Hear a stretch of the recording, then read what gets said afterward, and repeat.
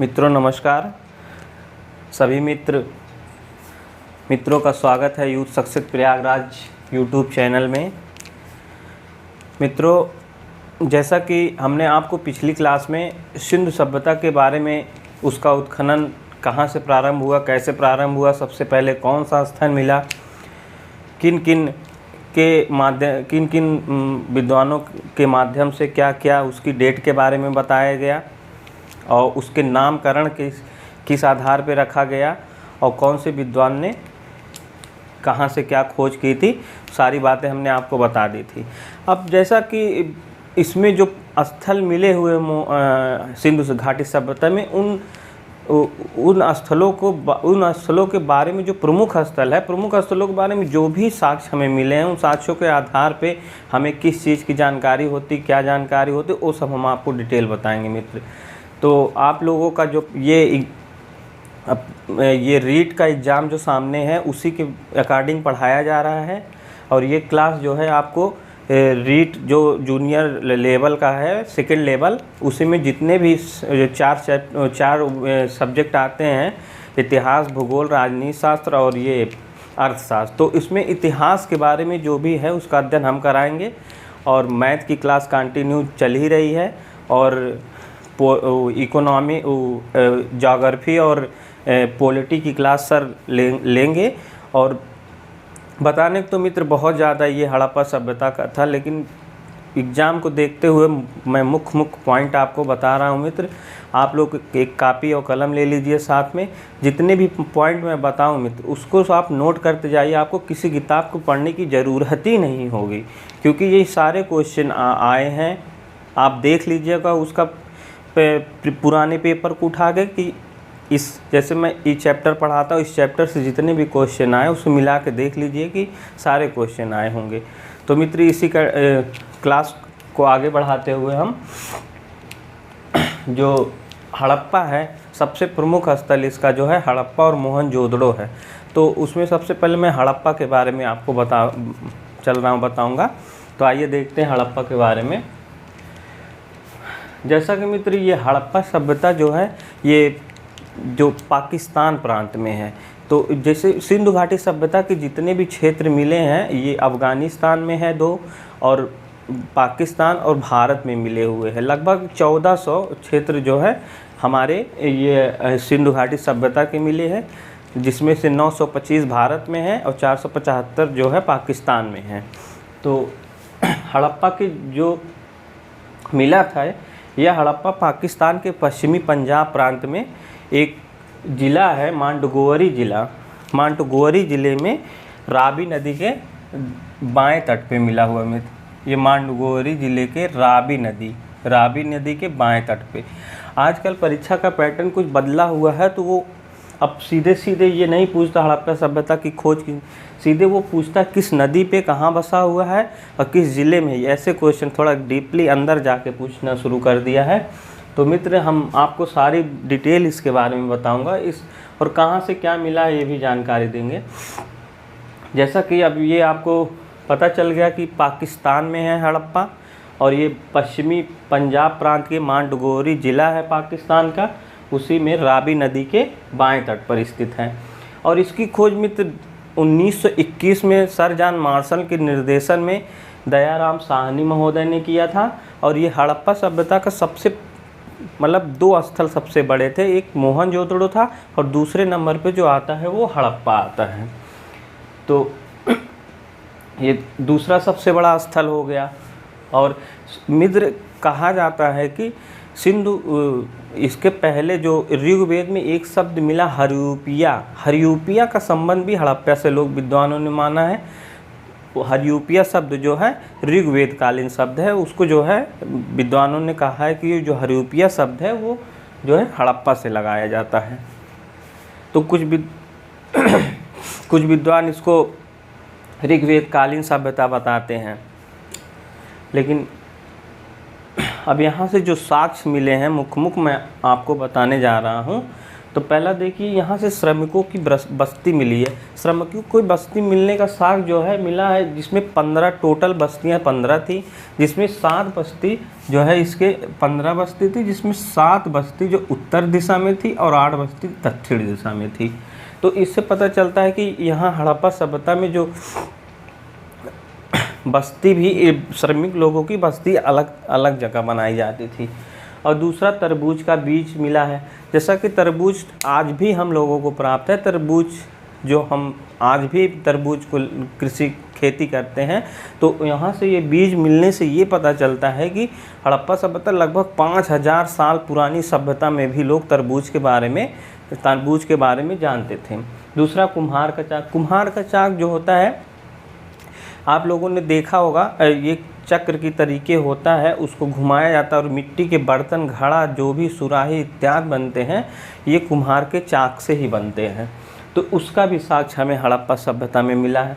और गधे की हड्डी मिली है। गधे की हड्डी से मिलने से यह अनुमान लगाया जाता है कि उस सभ्यता के लोग जो हैं गधा था उसके बारे में इन लोगों को जानकारी था और इसको ये गधा इनका पालतू पशु था। और एक मुहर मिली, उस पर एक चित्र बना हुआ है गरुड़ पक्षी जो है, गरुड़ पक्षी उड़ते हुए अपने पंजे में सांप को ऐसे दबाए हुए दिखाया गया, उसी मुहर में उड़ रहा है, उसको सांप को दबा। और R13 कब्रिस्तान, यहाँ का प्रमुख जो है R13 कब्रिस्तान है, जो कब्रिस्तान के भी साक्ष्य मिले हैं। और आपको बता दें ये स्वास्तिक चिन्ह जो हम लोग देखते हैं, स्वास्तिक चिन्ह जो होता है सबसे पहले ये हमें यहीं हड़प्पा सभ्यता से इसकी जानकारी मिलती है। और हड़प्पा सभ्यता की सबसे प्रमुख विशेषता यहाँ अन्नागार है। अन्नागार का मतलब जो है, हम हड़प्पा सभ्यता के लोग जो थे अन्नागार बनाते थे भवनों की तरीके में, उसमें अन्न, जैसे आज के ज़माने में लोग गोदाम कहते हैं, जहाँ अन्न को रखा जाता है। गोदाम तो कई चीज़ों में, लेकिन जो अन्न का गोदाम होता है उसे अन्नागार कहा जाता है। तो उस समय भी, आज से लगभग हमारे 5000 वर्ष पूर्व भी इस चीज़ की जानकारी हड़प्पा सभ्यता वालों को था। और ये गेहूं और जौ के साक्ष्य भी मिले हैं। वहाँ जब हड़प्पा सभ्यता में सबसे प्रमुख जो इनका खाद्यान्न था गेहूं था मित्र, तो गेहूं और जौ के भी दानों के साक्ष्य मिले हैं। इससे पता चलता है कि हड़प्पा सभ्यता के लोग इसकी गेहूं और जौ की खेती करते थे। शंख का बैल, शंख जो होता है शंख बजाने वाला, उसका बैल बना, मतलब ये भी उनके शंख का बैल मिलने की वजह से ये पता था कि यहाँ के लोग जो है बैल के बारे में जानकारी थी। कांस का दर्पण, मतलब कांस, ये सभ्यता ऐसी सभ्यता थी सबसे इसे कांस्य सभ्यता भी कहा जाता है। धातु में मित्र, अभी तक जो पुरानी हमने पढ़ा था उसमें जो है पत्थरों से, हड्डियों से, मूर्तियों से, मिट्टी के घड़ों से, ये सब से हमें प्राप्त होती थी। लेकिन इस सभ्यता जो हड़प्पा सभ्यता है इसमें जो है कांस्य धातु हमें प्राप्त होगा, जो कांसा धातु था, तांबा और टिन को मिलाकर बनाया जाता था। तो वो तांबा और टिन को मिलाकर कांसा बनाया जाता था और कांस के धातु का तमाम प्रकार की चीज़ें मिली, जैसे मोहनजोदड़ो से नर्तकी की मूर्ति मिली है, कांसे का हल का, जो जैसे आज के ज़माने में जो बैल वाला हल होता है उसमें लोहे का फाल लगा होता है, तो उस समय कांसे का लगा हुआ था, कांसे का, लकड़ी का, तो इससे ये कांस्य सभ्यता कहा जाता है। मछुआरे का चित्र है, एक मतलब मृदभांड मिला है, उस पर जो मछुआरे का चित्र, मछली मार पकड़ते हुए दिखाया गया है। तो इससे ये पता लगता है कि हड़प्पा सभ्यता के लोग मछली को अपने खाद्यान्न में प्रयोग करते थे। एक मुहर मिली है, उस पर जो चित्र बना हुआ है मित्रों, वो चित्र जो है कुत्ते द्वारा खरगोश को अपने मुंह में दबाए हुए दिखा। जैसे इन सभ्यता की जानकारी हमें मुहरों, मृदभांडों से बने हुए चित्रों के माध्यम से प्राप्त होता है, क्योंकि यहाँ की सभ्यता के जो हमें साक्ष्य, लिखित साक्ष्य तो मिले हैं, लेकिन आज तक इस साक्ष्य को पढ़ा न जाने के कारण इस सभ्यता की जो भी जानकारी हमें मिलती है, इनके मृदभांडों, हड्डियों, धातुओं आदि मुहरों पे जो छपे हुए चित्रों के माध्यम से हम अनुमान लगाते हैं कि इस सभ्यता में इस तरीके रहा होगा। तो मित्र, ये कुत्ते और खरगोश के बारे में ही इन लोगों को, इससे ये पता चलता है कि कुत्ता जो है खरगोश का शिकार करके उसको अपने मुंह में दबाए हुए है। और माधव स्वरूप वत्स हैं, इनको जो है लाल बलुए पत्थर की एक मूर्ति मिली है। ये मूर्ति जो थी मित्र मिट्टी की थी और जो सिर रहित थी, और इसका जो अनुमान लगाते हैं ये ऋषभ देव से लगाते हैं। ये माधव स्वरूप वत्स को लाल बलुए पत्थर की एक मूर्ति मिली है जिसमें उसका सिर नहीं है, तो उन्होंने ये अनुमान लगाया कि ये ऋषभ देव की मूर्ति है। तो जैन धर्म के जो ऋषभ देव थे उनकी मूर्ति। तो और दयाराम साहनी को एक मूर्ति मिली है, ये जो है काले पत्थर की मूर्ति थी मित्र। ये काले पत्थर की नर्तक की मूर्ति थी, जिसका विद्वानों ने वो लगाया कि ये नटराज शिव जैसे तांडव करते हैं, तो उसी प्रकार की मूर्ति से मतलब मिली थी, नृत्य करते हुए मूर्ति मिली थी। तो इससे जो है इन्होंने दयाराम साहनी ने अनुमान लगाया कि नटराज शिव से, यहाँ से तो इस नटराज शिव से लगाने का मतलब ये है कि जैसे कि पता चलता है कि ये शैव धर्म को भी मानते थे। और ताबूत का भी साक्ष्य मिला है। ताबूत मित्र जानते होंगे क्या होता है। ताबूत वो होता है जिसमें मतलब बॉडी को, जैसे मृत शरीर को रख के उसको दफनाया जाता था, ताबूत उसी को कहा जाता था। उसके भी साक्ष्य मिले हैं।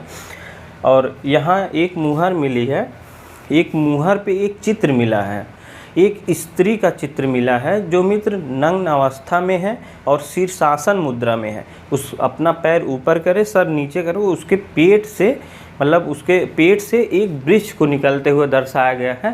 तो इसको लोग जो है, वहाँ के लोग जो है, इससे उसका जो है मान लेते, ये जो है देवी, उनको देवी मानते, प्रजनन की देवी या उनको उर्वरा की देवी मानते हैं।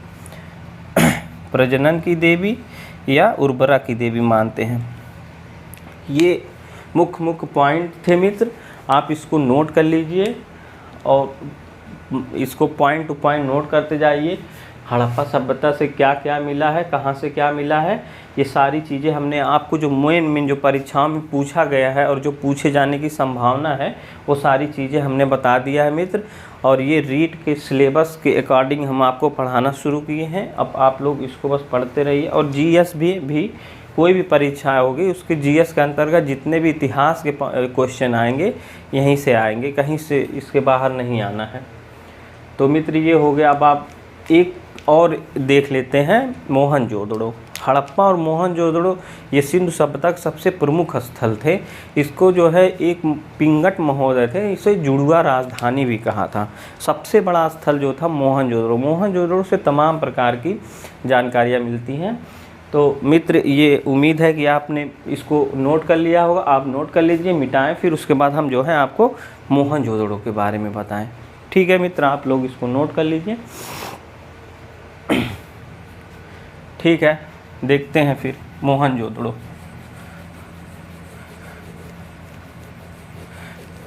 मोहनजोदड़ो को ये भी पाकिस्तान में मिला है मित्र, और ये सिंध नदी पे मिला है, सिंध नदी के दाहिने तट पे मिला है। ये भी पाकिस्तान में मिला है, सिंध नदी के दाहिने तट पर। और इसकी खोज जो किए हैं ये 1922 में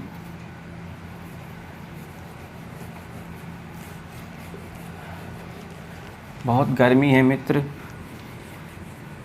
आप लोग बस मेहनत से पढ़ते रहिए। और फिर रीट का एग्ज़ाम सामने है। इधर यूपी का तो अभी सुपर टेट कोई जानकारी नहीं मिल रही कब तक होगा। तब तक जितने मित्र हमारे रीट का फॉर्म डालें लेवल 2 के लिए, वो इस चीज़ को पढ़ते रहें।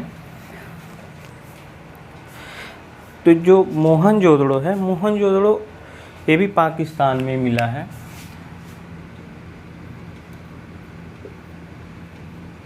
मोहनजोदड़ो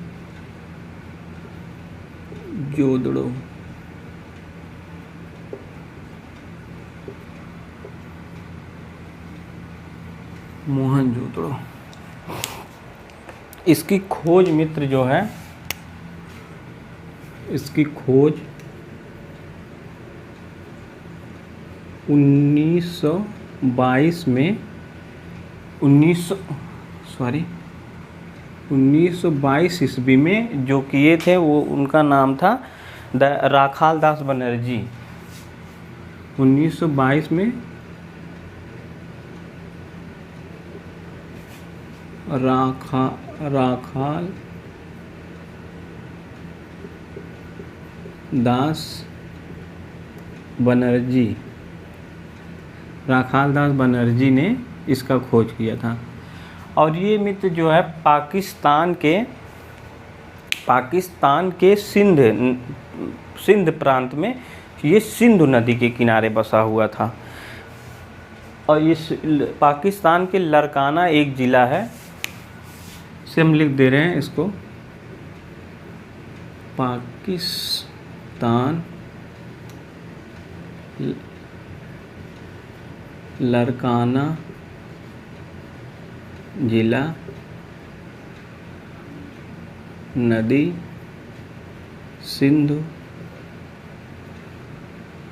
सिंधु, ये पाकिस्तान में लरकाना ज़िले में सिंधु नदी के तट पर है, सिंधु नदी के तट पर,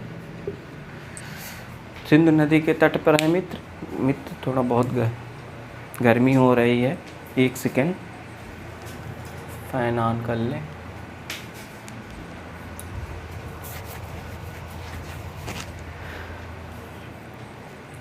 मोहनजोदड़ो की खोज 1922 ईस्वी में राखाल दास बनर्जी द्वारा पाकिस्तान प्रांत के लरकाना ज़िले में हुआ था, और ये सिंधु नदी के दाहिने तट पर है मित्र। तो इतना, अब यहाँ से क्या क्या साक्ष्य मिले हैं वो हम आपको बताएं। मोहनजोदड़ो को मित्र जो है, इसके भी कई नाम विद्वानों ने बताए। कुछ लोग कहते हैं मृतकों का टीला। यहाँ जो है फिर जब खुदाई हुई यहाँ पे मोहनजोदड़ो में, तो यहाँ ढेर सारे एक मानव कंकाल के साक्ष्य पाए गए, इसलिए इसको एक मृतकों का टीला भी कहा जाता है। मोहनजोदड़ो को मृतकों का टीला भी कहा जाता है। मृतकों का टीला, नखलिस्तान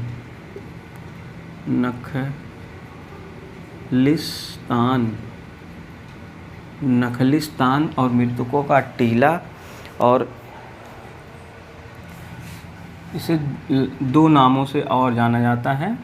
नखलिस्तान मतलब यहाँ भी तमाम जो वही कंकाल के साक्ष्य मिले थे, इसीलिए इसको नखलिस्तान की संज्ञा दी जाती है। तो आइए मित्र, अब हम देखते हैं यहाँ से क्या क्या साक्ष्य मिले हैं और कौन कौन से साक्ष्य मिले हैं। ठीक है मित्र, ये जो है राखाल दास बनर्जी जो है, जब इसको खुदाई करवाए थे, तो यहाँ के जो जिसके निर्देश मार्शल के सर्जन मार्शल ने जब इसको मोहनजोदड़ो को देखा, तो उन्होंने बताया कि ये एक अद्भुत नगरीय सभ्यता है। इसको मार्शल महोदय आश्चर्यचकित रह गए थे इस मोहनजोदड़ो को देखकर। तो मित्र, अब आइए इसमें देखते हैं क्या क्या है। सबसे पहले तो यहाँ का सबसे प्रमुख जो स्थल मिला है वो स्नानागार मिला है। एक स्नानागार मिला है।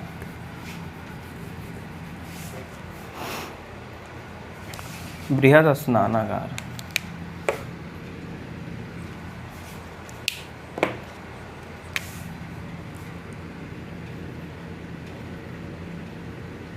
बृहद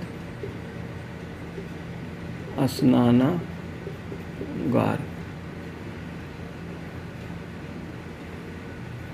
यहाँ से जो मिले हुए हैं, यहाँ से स्नानागार के साक्ष्य मिले हुए हैं।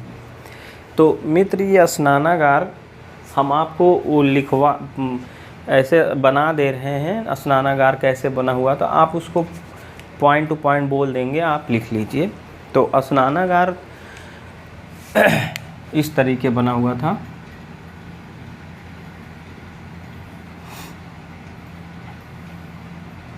ये मतलब बृहद स्नानागार था।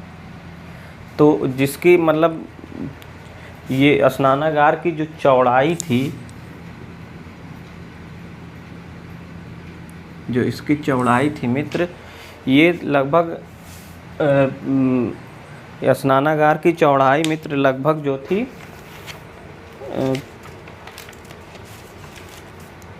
70 मीटर थी।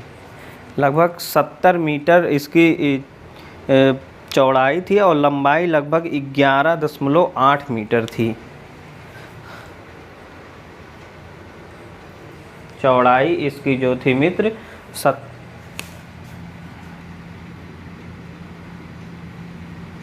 1 मीटर, लंबाई जो थी 11.08 मीटर की थी।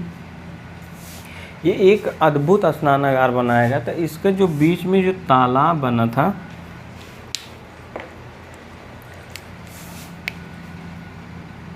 एक तालाब बना हुआ था, ये तालाब था, ये मतलब स्नानागार का तालाब था।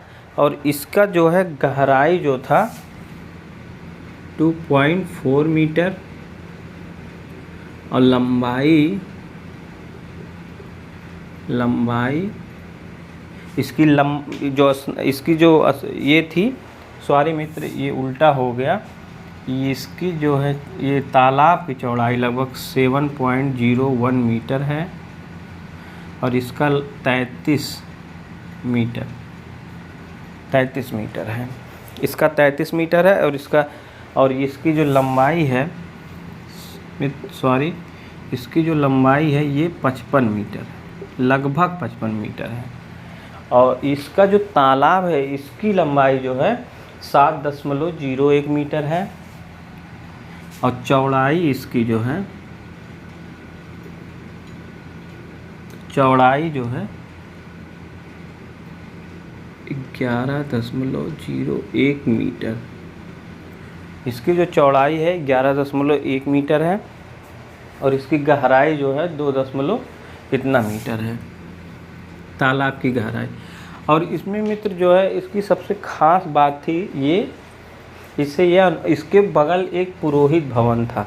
पुरोहित आवास होने से यह अनुमान लगाया जाता है कि ये जो पुरोहित होने से ये धार्मिक स्थलों के लिए, जैसे हमारे यहाँ संगम है, संगम के बगल मंदिर है, तो उसी प्रकार ये भी था। इससे ये जो स्नानागार था, ये स्नानागार धार्मिक स्थलों का प्रतीक माना जाता है।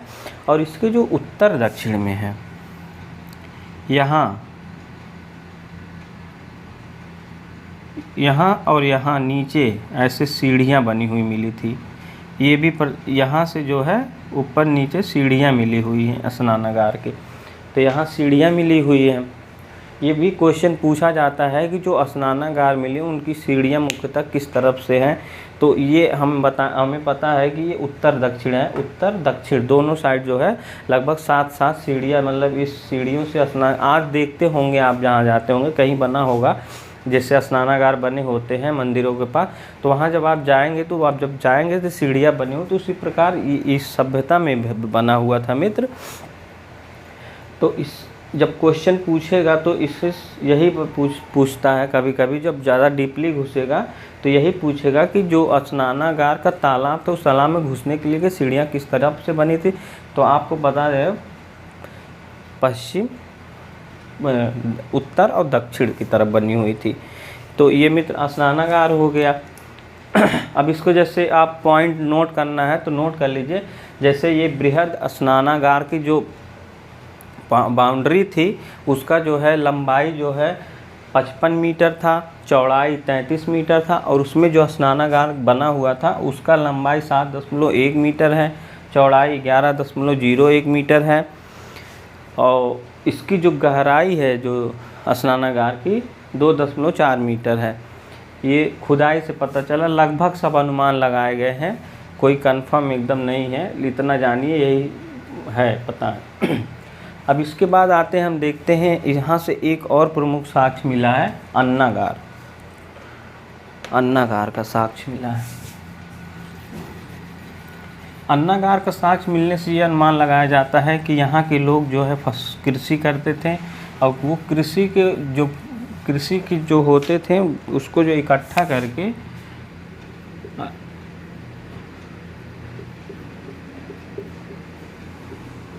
ये मोहनजोदड़ो की प्रमुख विशेषताएं हैं यहाँ का स्नानागार, अन्नागार तमाम।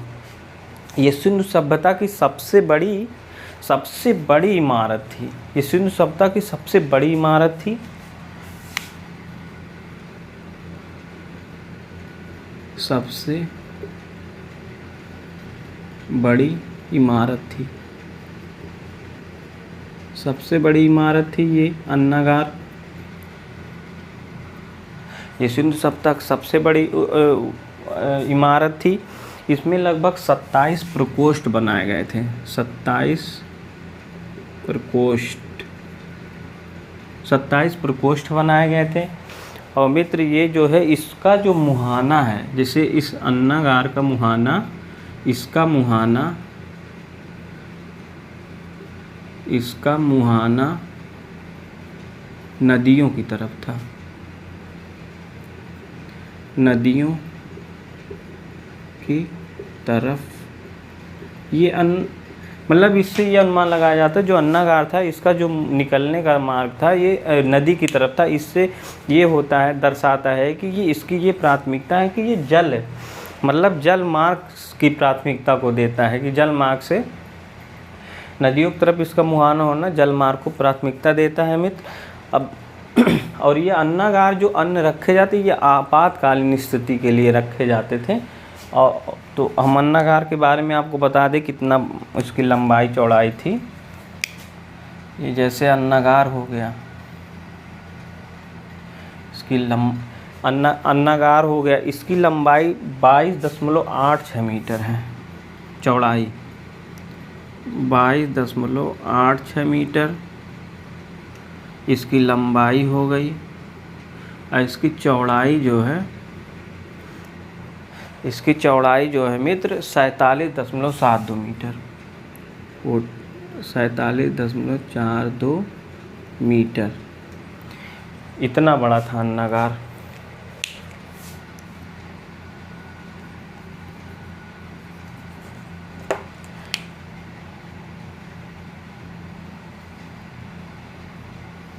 इस प्रकार बना हुआ था। एक हम आपको अंदाज़ा बता दे रहे हैं, इसी तरीके अन्नागार था। इसकी जो लंबाई थी 22.86 मीटर थी, चौड़ाई इतना। इससे बस इतना जानकारी, ये सिंधु सभ्यता की सबसे बड़ी इमारत थी। इस अन्नागार में 27 प्रकोष्ठ बने हुए थे और इसका जो मुहाना नदियों की तरफ खुलता था। इससे ये अनुमान लगाया जाता है कि ये जल मार्ग को प्राथमिकता देता है। जिससे जल मार्ग को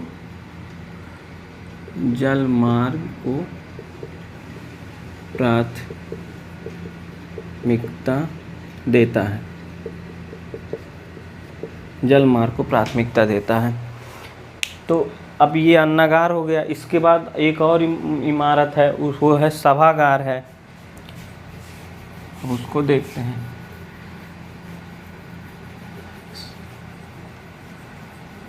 मोहनजोदड़ो से, इसीलिए मोहनजोदड़ो को सबसे बड़ी सभ्यता कहा जाता है। सबसे बड़ी नगर योजना इसकी है। इसके बाद क्या है? इसके बाद सभागार।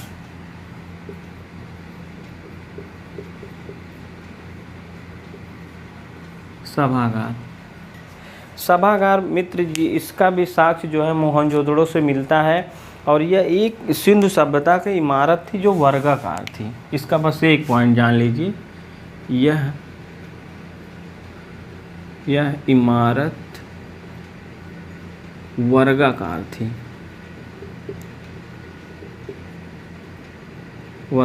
थी। इसमें पुरोहित लोग अपना सभा करते थे, जो भी होती थी सभाएं होती थी। जैसे आज के समय में मीटिंग के लिए हॉल बनाए जाते हैं, उसी प्रकार ये हॉल था।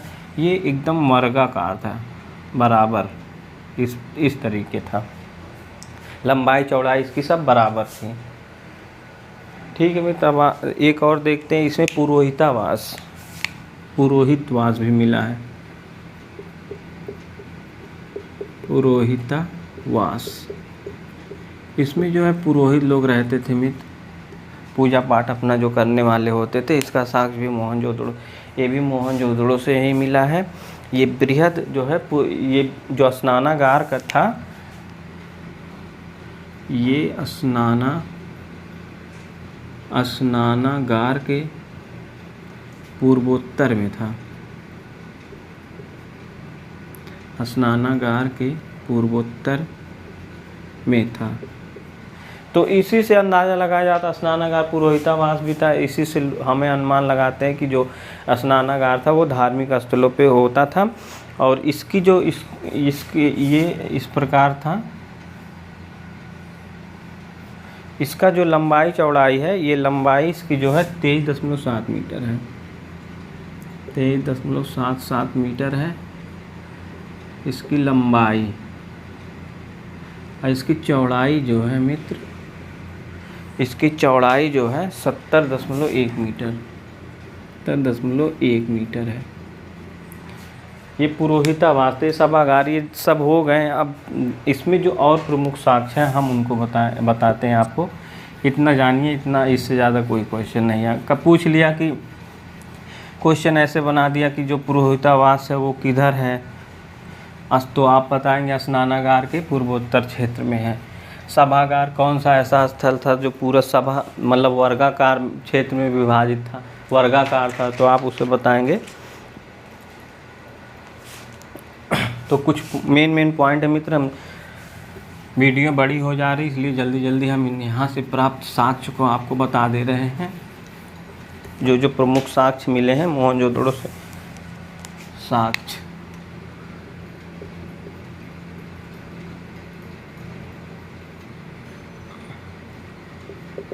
जो भी साक्ष्य पाए गए हैं हम आपको ये डिटेल पूरा बता देंगे। यहाँ से मित्र हाथी दांत मिला है और जिस पर मनुष्य का चित्र बना हुआ है। हाथी दांत मिला है, हाथी दांत पर मनुष्य का चित्र बना हुआ है।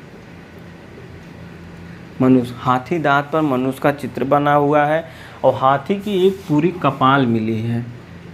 तो इससे ये पता चलता है मित्र, जो है हाथी की कपाल कि इस समय जो है हाथी पालने का जो है वहाँ के लोग हाथी का।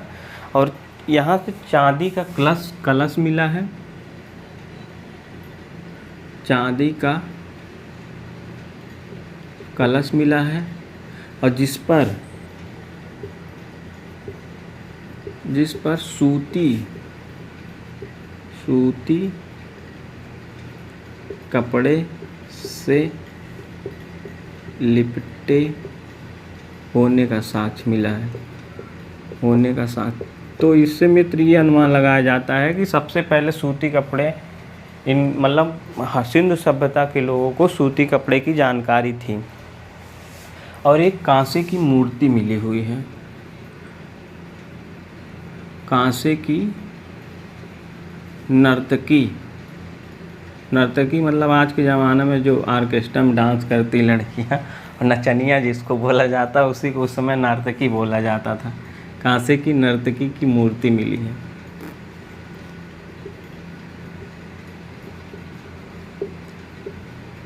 कांसे की नर्तकी की मूर्ति भी मिली है।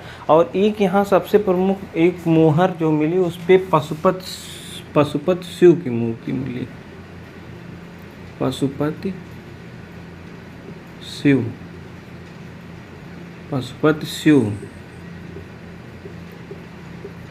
की मूर्ति मिली है, पशुपति शिव की मूर्ति मिली है मित्र। तो ये जो है पशुपति शिव की मूर्ति जो है मित्र पालथी मार के बैठे हुए हैं। इनके जो है दाहिने तरफ हाथी और बाघ हैं पशुपति शिव के। ये पूछता है दाहिने तरफ हाथी और बाघ और बाएं तरफ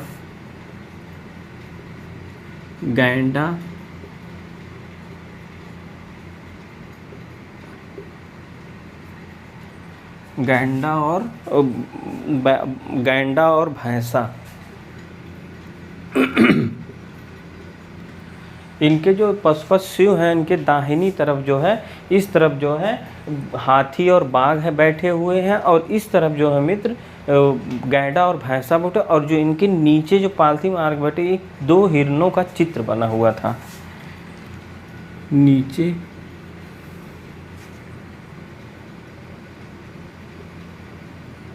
दो हिरणों का चित्र।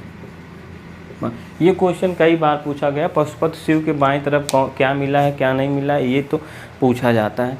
और इतना हो गया पशुपति शिव के बारे में। और इम्पॉर्टेंट है यहाँ से जो मित्र नाव के साक्ष्य मिले हैं हमें, यहाँ से नाव के साक्ष्य मिले हैं। नाव के साक्ष्य मिले हैं, नाव के साक्ष्य मिले हैं। और कंकाल का ढेर मिला है, कंकाल का ढेर मिला। इससे यह अनुमान लगाया जाता है कि ये जो है युद्ध हुआ था यहाँ पे, इसलिए यहाँ से युद्ध से ना कंकाल का ढेर मिलने की वजह से यहाँ से हम अनुमान लगाते हैं कि यहाँ सिंधु सभ्यता मोहनजोदड़ो में जो है युद्ध हुआ था। तो इस प्रकार में जो मेन थे हमने आपको बता दिया। और इससे ज़्यादा अब हमें नहीं लगता कि कुछ पूछा जाए। यहाँ सबसे प्रमुख जो है स्नानागार है, अन्नागार है, सभागार है और ये सब है। उसके बाद यहाँ से जो हाथी के दांत मिला उस पर मनुष्य का चित्र बना हुआ दिखाई पड़ता है। और फिर एक हाथी का पूरा कपाल का साक्ष्य मिलता है। तो इससे ये पता था कि यहाँ के लोग जो हैं हाथी के बारे में जानकारी रखते थे। और दूसरा चीज़ यहाँ जो है एक कांसे की नर्तकी की मूर्ति मिली है। कांसे की नर्तकी मूर्ति ऐसे आपने किताबों में देखा होगा, ऐसे करके है। तो इससे जो है कांस सभ्यता मतलब कांसे की एक अच्छी सुदृढ़ मूर्ति बनाते। तो ये पूछता है कांसे की नर्तकी मूर्ति कई बार परीक्षा पूछा गया है कि सिंधु सभ्यता की कौन से स्थल पे कांसे की नर्तकी की मूर्ति मिली। तो आपको पता है कि मोहनजोदड़ो से।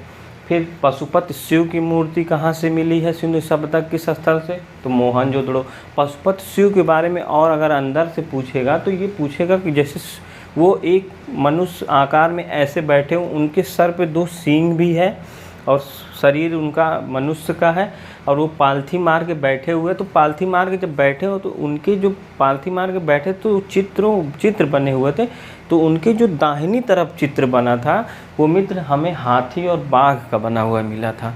और जो बाईं तरफ मिला था, बाईं तरफ तो वहाँ भैंसा और गैड़ा का मिला था। और जो उनके नीचे था वहाँ 2 हिरणों को दिखाया गया था। इससे भी ये प्रतीत होता कि ये इनके इर्द गिर्द पशुओं को होने का मतलब यह है कि ये पशुपति शिव थे। मतलब पशुपति शिव शंकर भगवान से इनकी तुलना की जाती कि ये पशुओं इनके इर्द गिर्द हैं। और यहाँ से नाव के भी साक्ष्य मिले। नाव का साक्ष्य मिलने का कारण है कि ये लोग जो है विदेश से भी अपना वस्तु विनिमय से जो है इनका जो वो था आर्थिक जो वो बिजनेस थी, जो ये आयात निर्यात जो है ये नाव के माध्यम से करते थे।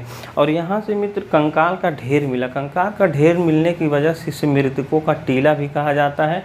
और इसी नर कंकाल का ढेर से अनुमान लगाया जाता है 3 कंकाल ऐसे मिले जिनके सर पर तीर के निशान बने हुए दिखाई पड़ते थे। इससे ये अनुमान लगाया जाता है कि मोहनजोदड़ो में कहीं ना कहीं से बाहरी आक्रमण भी हुए थे। ये युद्ध का प्रतीक माना जाता है। तो ठीक है मित्र, ये आप नोट कर लीजिए। और सूती सबसे बड़ा यहाँ है सूती वस्त्र। मोहनजोदड़ो सिंधु सभ्यता में सूती वस्त्र के साक्ष्य यहीं से मिले हैं। 2-3 जगह और है, वो भी जैसे जैसे क्रमशः आते जाएंगे हम आपको बताएं। तो ठीक है मित्र, जैसा कि अब हम आज क्लास को यहीं समाप्त करते हैं। मित्र आपसे निवेदन है कि आप इस चैनल को ज़्यादा से ज़्यादा शेयर करें, लाइक करें, कमेंट करें और अपने मित्रों को बताएं कि रीट का जो सोशल साइंस का सब्जेक्ट है पार्ट 2 लेवल में उस चीज़ की हम आपको सिलेबस के अकॉर्डिंग शुरू कर दिए। इतिहास का और भी सब्जेक्ट का है एसके सर शुरू करेंगे। और मैथ का क्लास तो आपको पता है कंटिन्यू चल ही रहा है। तो मित्र आप नोट्स बनाते जाइए। नोट्स से बाहर कहीं नहीं, आपको किताब पढ़ने की ज़रूरत ही नहीं है। आप प्रीवियस पेपर को उठा के देखिए कि कहाँ से एक भी क्वेश्चन छूटा हो तो आप मुझे कमेंट करके बताइए। तो जैसा कि मित्र हमें उम्मीद है कि आप लोग को समझ में आया ही होगा। तो ठीक है मित्र, मिलते हैं अगली क्लास में। अभी बहुत सारे मुख्य स्थल हैं, उन स्थलों को हम आपको डिटेल बताएंगे। जय हिंद, जय भारत।